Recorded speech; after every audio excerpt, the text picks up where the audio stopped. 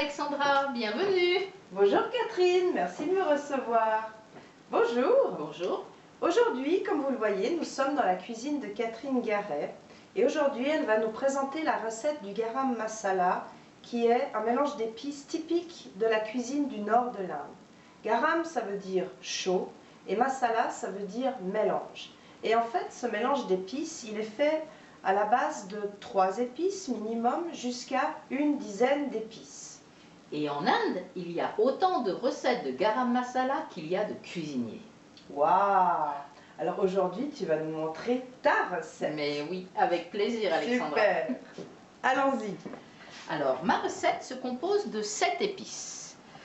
Le fenugrec, le poivre noir, le clou de girofle,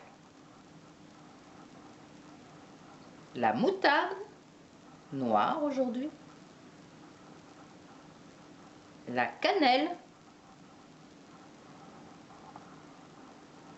la cardamome,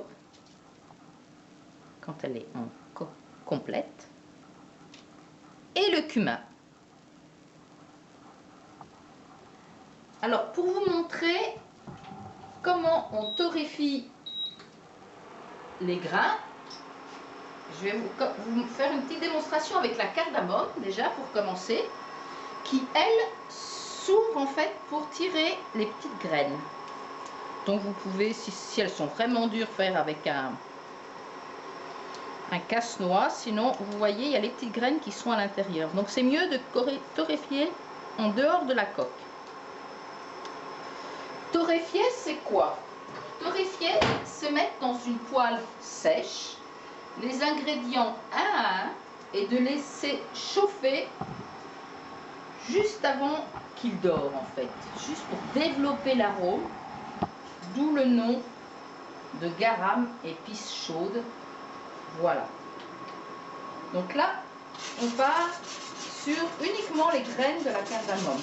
Je les ai sorties de leur petite coque.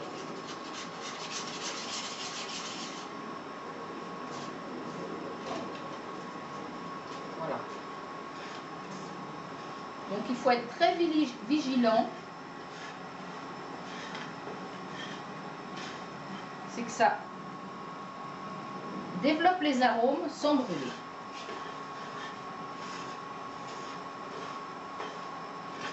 Et la cardamome noire, quel arôme! Oh, ça sent déjà très bon. Donc dans la recette que je vous propose, on les torréfie un à un.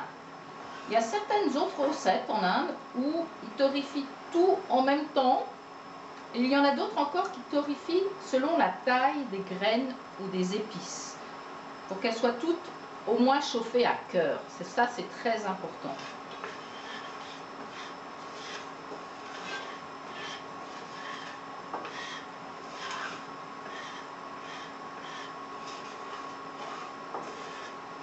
Voilà.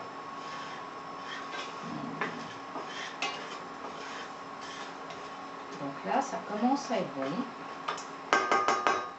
Voilà, avant de passer à la prochaine épice,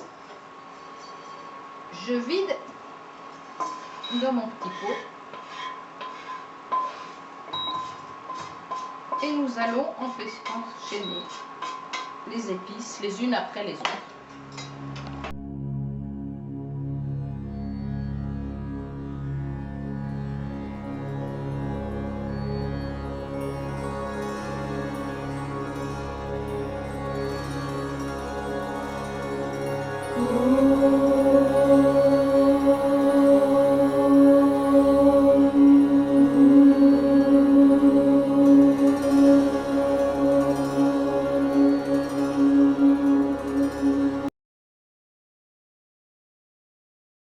Là, je viens de finir la dernière cuisson avec la cannelle. Je les ai toutes regroupées dans mon petit pot. Alors, évidemment, là vous voyez, j'ai un mortier avec un pilon. On peut les broyer au mortier. Mais moi, je vais choisir la méthode un peu plus moderne qui n'altère en rien le goût ou les éléments. Et on va mixer.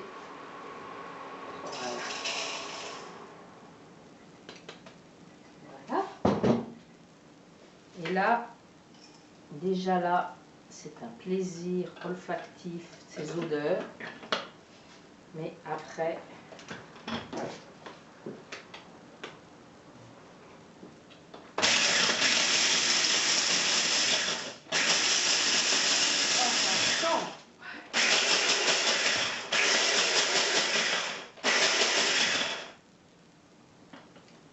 voilà. Oh là. Ouf. Oh là là là là. Ça me transporte en Inde. Après, vous pouvez choisir de moudre de manière plus ou moins fine, on va dire ça dépend de l'usage qu'on veut en faire après. Mais on peut garder encore des petits morceaux. Voilà. C'est un plaisir. Magnifique. Superbe. Et ça, Alexandra, on va le mettre dans quoi? On va le mettre dans des plats à base de viande. Des légumes aussi. Dans des légumes, voire dans du riz, voire dans peut-être aussi, ça après, c'est selon le goût de tout le monde, mais peut-être dans certaines pâtisseries aussi, ça peut être intéressant. Dans des pâtisseries? Oui, pourquoi pas dans une compote de pommes. Oh là, oui, la cannelle et la pomme.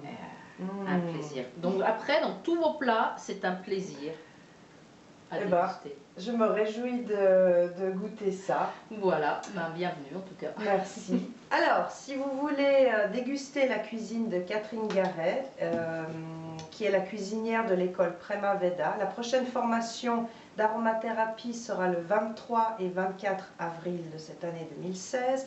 Et si vous voulez contacter Catherine pour du service traiteur, son numéro va s'afficher ici en bas de l'écran. Voilà, je vous remercie de nous avoir suivis, puis on vous dit à la prochaine. À la prochaine.